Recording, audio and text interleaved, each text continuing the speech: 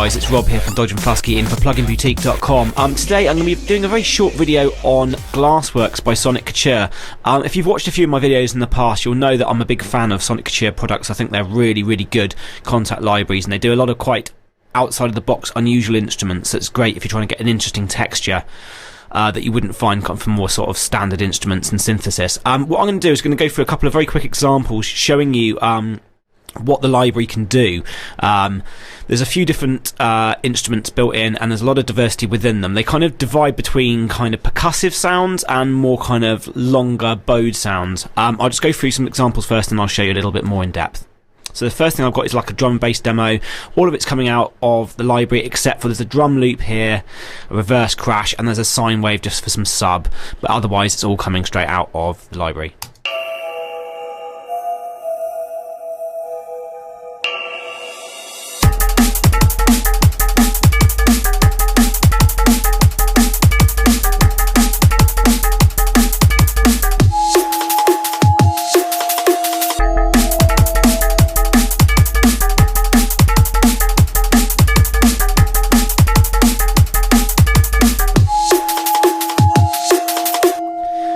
So as you can hear, quite interesting kind of palette, quite a lot of interesting overtones going on a lot of the sounds. The second demo I made was a kind of trip hop type thing, again using a couple of instances of it.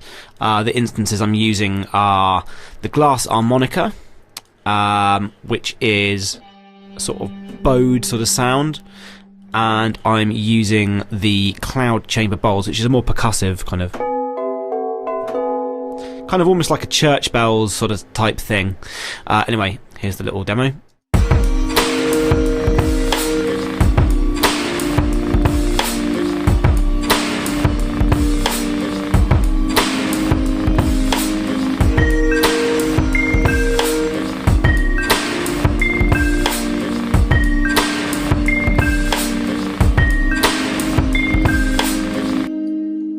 So as you can hear, just stuff coming out of the library there, two instances. There's a lot of harmonic depth to it. You can get a fairly rich palette without having to do too much layering. The third example I've got is just a kind of more sound design, kind of just texture type thing that I've done.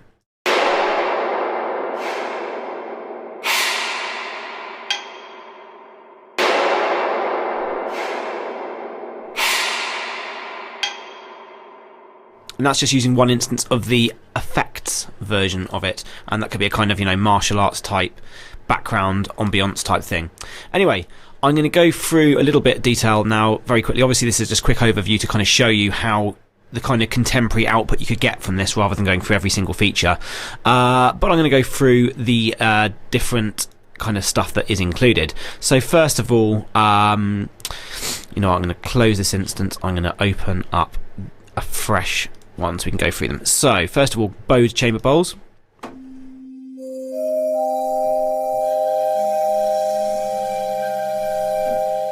Quite a nice kind of bowed sort of sound. There's quite a lot of configurable kind of attributes you can go through in the player. There's a kind of arpeggio type thing, which you can kind of play with a lot. In terms of getting different patterns out, and you can just play chords, stuff like that. As I say, not a huge amount of time, so I'm going to kind of skip through these just to give you a quick overview. Then there's the Cloud Chamber Bowls, and you have a different kind of choices of articulation between how you want to do it. And again, lots of really nice, interesting kind of overtones and harmonics. Really cool kind of percussive stuff. Next up we've got the Glass Armonica, which is kind of half and half. It has a bit of an attack to it, but it's quite a kind of bowed thing again.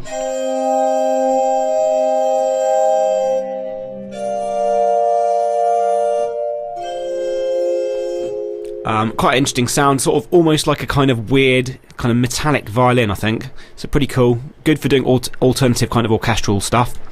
There's the Cristal Baschet, I don't know how you meant to say that, which again gives you quite a different breadth of tones here. So you can go from mallets and get even more kind of deep kind of percussive sounds. I mean, there's a lot of different